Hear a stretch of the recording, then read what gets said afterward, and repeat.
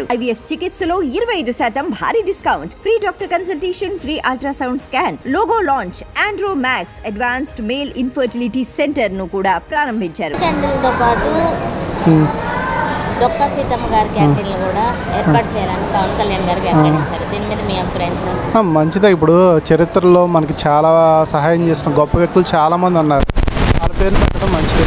రాజకీయ నాయకుల కన్నా వాళ్ళ పేరు పెట్టడం ఇంకా మంచిది ఉన్నారు కదా ఆంధ్రాలో. వాళ్ళ పేర్లు పెట్టడమే మంచిదని నా ఉద్దేశం. పొలిటీషియన్ మినిస్టర్ల పేర్ల కంటే వాళ్ళే మంచివాళ్ళు.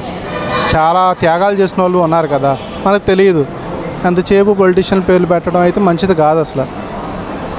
క్యాంటీన్తో పాటు డొక్కా సీతమ్మ గారి క్యాంటీన్లు కూడా పెట్టాలి ఏపీలో అని పవన్ కళ్యాణ్ గారు వ్యాఖ్యానించారు. దాని మీద మీ అభిప్రాయం? కరెక్టే ఇది నిస్వార్థంగా, ఏ స్వార్థం లేకుండా ఆమె ఎప్పటి నుంచో చేసింది. ఈ తరం ఇప్పటి నుంచి కాదు.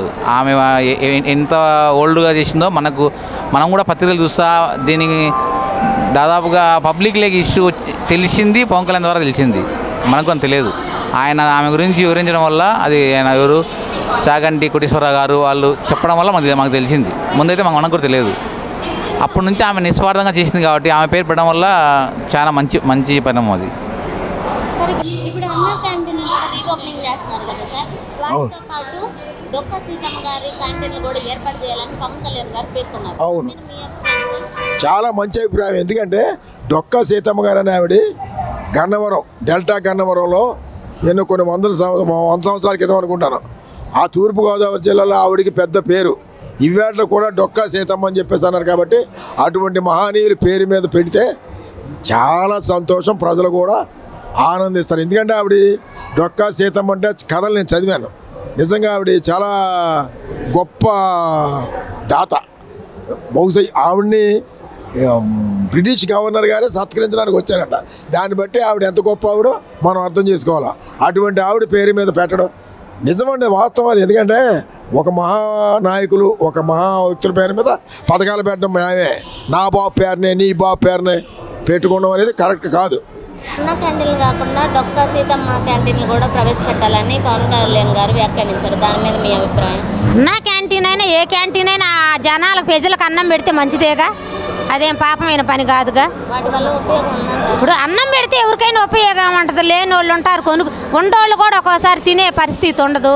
టయానికి బస్సులు లేక, టయానికి అందక ఎక్కడో ఉంటే అన్ని తిని వెళ్ళిపోతారు కదా.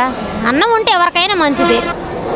సార్, ఇప్పుడు అన్న క్యాంటీన్తో పాటు డొక్కా సీతమ్మ గారి క్యాంటీన్లు అనేవి పెట్టాలని పవన్ కళ్యాణ్ గారు వ్యాఖ్యానించారు. మంచి అభిప్రాయం అది.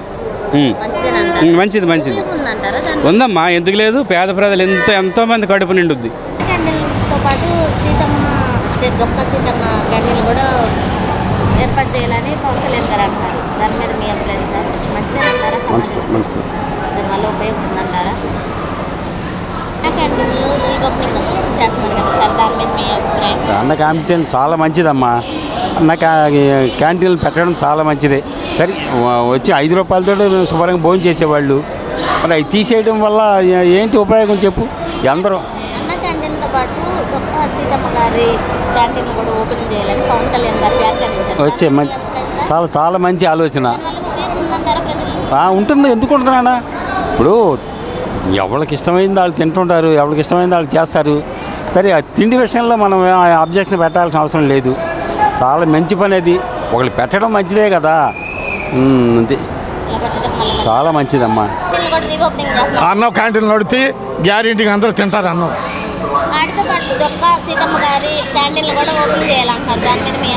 చేయనియమ్మా, లేని వాళ్ళు తింటారు. ఖచ్చితంగా కొంత ఉపయోగం, బోల్డ్ ఉపయోగాలు ఉన్నాయి. చంద్రబాబు వాళ్ళు ఎక్కువ ఉపయోగాలు ఉన్నాయి.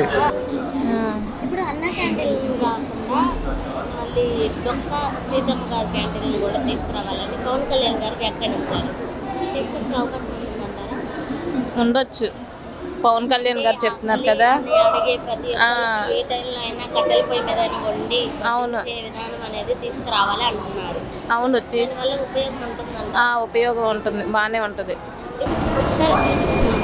ఇప్పుడు అన్న క్యాంటీన్లతో పాటు డొక్కా సీతమ్మ గారి క్యాంటీన్లు కూడా ఏర్పాటు చేయాలని ఎవరైతే డిప్యూటీ సీఎం గారు ఉన్నారో వాళ్ళు వ్యాఖ్యానించారు. పెట్టే అవకాశం ఉందంటారా? మరొక 6 నెలల వరకు చూస్తే కానీ ఏమీ తెలియదు. ఉన్న పథకాలని అమలుపరిచినాడు, అది మేలు జరిగింది అనుకుంటామా తప్ప కానీ ఇప్పుడు అయితే ఏమీ కొద్దిగా కొత్తగా ఏర్పడిన పార్టీ బాధ్యతలు తీసుకుంది కాబట్టి మరో 6 నెలలు చూస్తే తెలుస్తుంది. ఇప్పుడు అన్న క్యాంటీన్తో పాటు ఒక్క సీతమ్మ క్యాంటీన్ అనేది కూడా ఏర్పాటు చేయాలి ఏపీలో అంటున్నారు పవన్ కళ్యాణ్ గారు. దాని మీద మీ అభిప్రాయం సార్? చేస్తే మంచిదే, ఏముంది. ఇప్పుడు ప్రజలకి ఆకలైన వాళ్ళకి అన్నం పెట్టే కార్యక్రమం అది. కొంతమంది లేని వాళ్ళు తింటారు, ఉన్న వాళ్ళు అయితే తినరు కదా. అది దానివల్ల ఉపయోగం ఉంటుంది డెఫినెట్లీ. అన్న క్యాంటీన్తో పాటు ఒక్క సీతమ్మ గారి క్యాంటీన్ కూడా ఏర్పాటు చేయాలి ఏపీలో అని అంటున్నారు పవన్ కళ్యాణ్ గారు. దాని మీద మీ అభిప్రాయం సార్? అది ఏర్పాటు చెయ్యాలి అంటే మీకు ఇందాకనే చెప్పాను కదమ్మా, జనం ఎక్కువ ఉన్నారు. ఎంత ఫుడ్ కౌంటర్లు పెట్టినా, ఎన్ని హోటల్స్ వచ్చినా, ఎన్ని స్టార్ హోటళ్ళు ఉన్నా, ఎన్ని సామాన్య హోటళ్ళు ఉన్నా, ఎన్ని ఉన్నా కూడా అందులో తగ్గ ప్రజలు అందులోకి వెళ్ళి తింటూనే ఉన్నారు.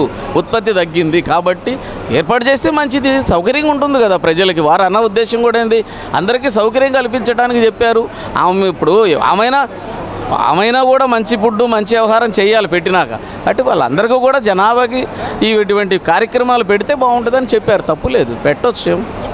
సార్ ఇప్పుడు అన్న క్యాంటీన్లు రీఓపెనింగ్ చేస్తాను, వాటితో పాటు ఒక్క సీతమ్మ గారి క్యాంటీన్ కూడా ఏర్పాటు చేయాలని ఎవరైతే డిప్యూటీ సీఎంగా ఉన్నారో పవన్ కళ్యాణ్ గారు వాళ్ళు వ్యాఖ్యానించారు. దాని మీద మీ అభిప్రాయం సార్? మన క్యాంటీన్లు పర్లా బాగానే ఉంటుంది, కొన్ని పేదవాడికి కూడా ఆహారం అందిద్ది కొంచెం. దాని క్యాంటీన్ అనేది ఎవరు ఏ టైంకి వచ్చినప్పటికీ కట్టెల పొయ్యి మీద వండి వాళ్ళకి పట్టించే విధానం అనేది తీసుకురావాలి. అలాంటి ఏపీలో కూడా ఉండాలి అని పవన్ కళ్యాణ్ గారు పేర్కొన్నారు. మంచిది అంటారా? కట్టెల పొయ్యి అంటే మంచిదండి. ఇప్పుడు గ్యాస్ పొయ్యి మీద వీటి మీద తినకూడదు అంటున్నారు కాబట్టి కట్టెల పొయ్యి మీద అంటే బాగానే ఉంటుంది. పేదలకు కూడా ఆహారం అంది, లేని నిరుపేదలకు కూడా. అన్న క్యాంటీన్ పర్లా ఓకే, బాగానే ఉంటుంది ఆయన చెప్పింది.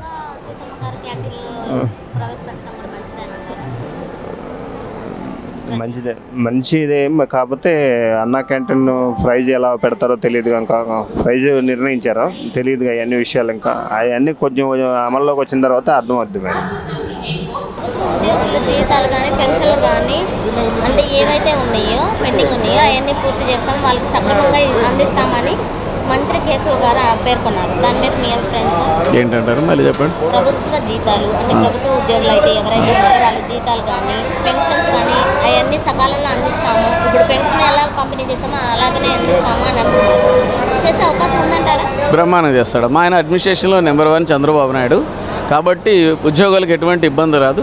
అయితే కొంచెం వెసులుబాటు చూసుకొని చేస్తారు. ఎందుకంటే మన కొత్తగా ఈ రాష్ట్రంలో ఆర్థిక వనరులు లేవు కాబట్టి దీని ప్రభుత్వాలు కూడా నడపాలి కాబట్టి కంపల్సరీ వనరులను చూసుకొని వాళ్ళకి ఏమనుకుంటున్నారో అవి కంపల్సరీ చేస్తాడు ఆయన. అంటే గత ప్రభుత్వంలో ప్రభుత్వ ఎంప్లాయీస్కి కొంచెం ఇబ్బందులు జీతాల్లో అవకతవకలు అనేవి ఏర్పడ్డాయి, మా ప్రభుత్వం అలా ఉండదు అని అంటారు. చెప్పాను, మనం అనుకున్నాగా ముందుగా అడ్మినిస్ట్రేషన్ కరెక్ట్ ఉంటుందని 100% చేస్తాడు. సార్ ఇప్పుడు ప్రభుత్వ ఉద్యోగులకి ఎవరికైతే జీతాలు పెన్షన్లు వాటిల్లో వెసులుబాట్లు అంటే కొన్ని అవకతవకలు ఉన్నాయో అవన్నీ నిర్మూలించి సక్రమంగా అందిస్తాం, సకాలంలో అందిస్తామని మంత్రి కేశవ్ గారు పేర్కొంటున్నారు. దాని మీద మీ అభిప్రాయం సార్? ఉద్యోగులకి అంటే మరి చేసిన దానికి తప్పనిసరిగా చక్కగా సిస్టమేటిక్గా డబ్బులు ఇస్తే జీతాలు ఇస్తే చాలా వాళ్ళు సంతోషిస్తారు, వాళ్ళ అవసరాలు బాగా తీరుతాయి. అది బెస్ట్ అని అనుకుంటున్నాను నేను. అంటే పెన్షన్ పంపిణీ అనేది మేము ఏ విధంగా 2 రోజుల్లో పూర్తి చేసామో అదే విధంగా సక్రమంగా వీళ్ళకి అందే టయానికి ఎప్పుడైతే జీతాలు అనేవి ఇవ్వడం జరుగుతుందో అప్పటికి సకాలంలో అందిస్తామని అంటున్నారు. అవును, చాలా మంచి పని, చాలా మంచి పని కాదు. ఎట్లా ఇప్పుడు ఎక్కడి నుంచి ఎలా తీసుకురావడం వీలవుద్ది ఒకసారి ఇప్పుడు అంటే అన్ని పనులు చేయడం కుదరదు కదా. ఇప్పుడు మరి ఇంతకుముందు అసలే అప్పుల్లో ఉన్నాయి, అన్నీ అప్పులే. మరి ఇవన్నీ ఎలా సాధిస్తారో ఏమో, అయితే మనకైతే ఐడియా లేదు. కానీ మరి ఎలా చేస్తారో, మరి చేస్తే చాలా సంతోషమే కదా, ఉద్యోగులు అందరూ సంతోషిస్తారు. అయితే పెన్షన్లు అందరికీ సక్రమంగానే ఇచ్చారు. మరి IVF చికిత్సలో 25% భారీ discount, free doctor consultation, free ultrasound scan, logo launch, Andro max advanced male infertility centre ను కూడా ప్రారంభించారు.